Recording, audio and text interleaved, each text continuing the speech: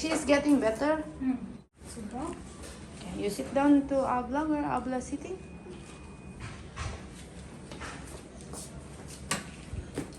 Put your finger. Yay, good job, baby.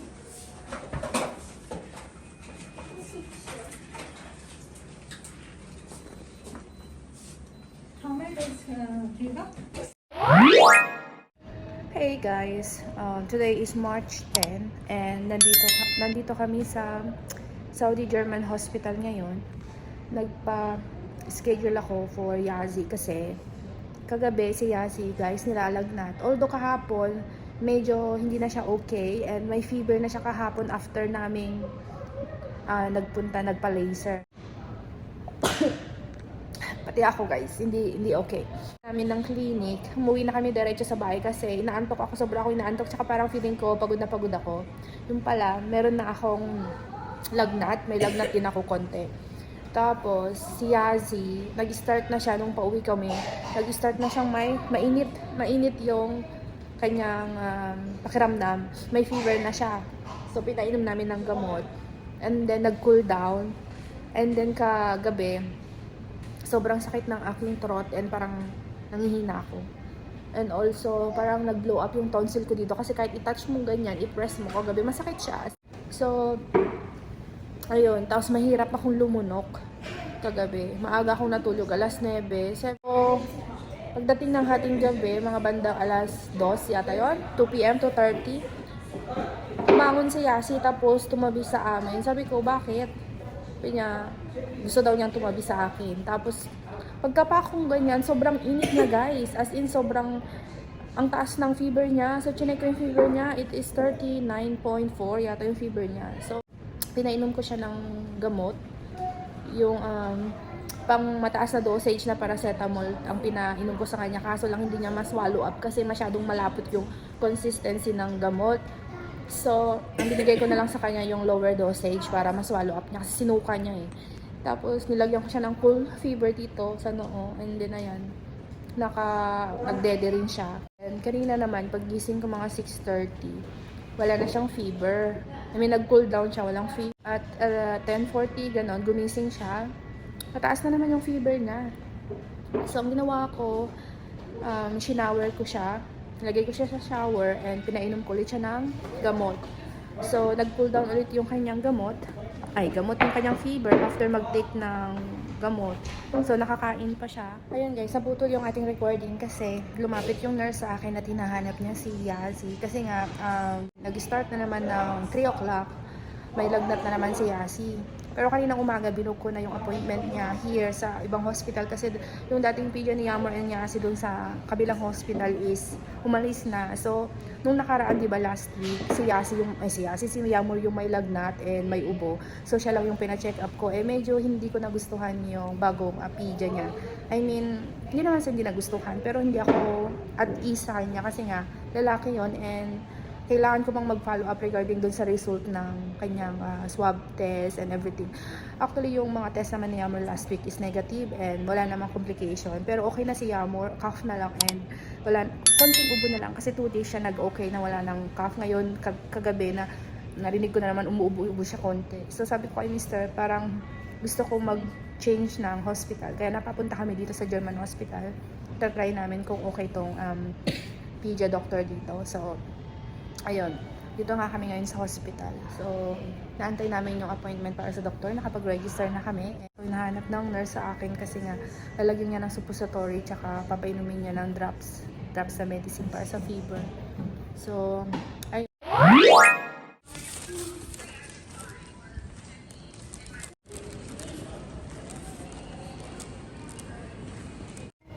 You're okay? We are now in pharmacy guys at si Yazi at saka si Baba nasa x-ray sila kasi mayroong x-ray si Yazi and may blood test din si Yazi and also nebulizer. Pa-steam namin si Yazi. Ayan, that's for our update today. And si Yamor ay nanonood. Hati kami ni Mr. kasi masyadong matagal ang pila guys. So, kailangan ko pumunta dito sa pharmacy and then doon sa lab ni Yazi. meron pa siyang blood and tawag dito, pausok. And marami-rami na namang medicine ang iti-take niya. Kasi kailangan niya mag-antibiotic guys. So, ako din parang congested din yung throat ko. Hanggang ngayon, masakit pa rin sa lumunok. So, this is our day. It's our anniversary today. And it's me and Baba anniversary today. And What does that mean? it's our wedding anniversary, the day when we get married. What happened? Yung tigaling ano? I'm dancing. I'm dancing. I'm dancing. You can do it normal, no problem. Yeah.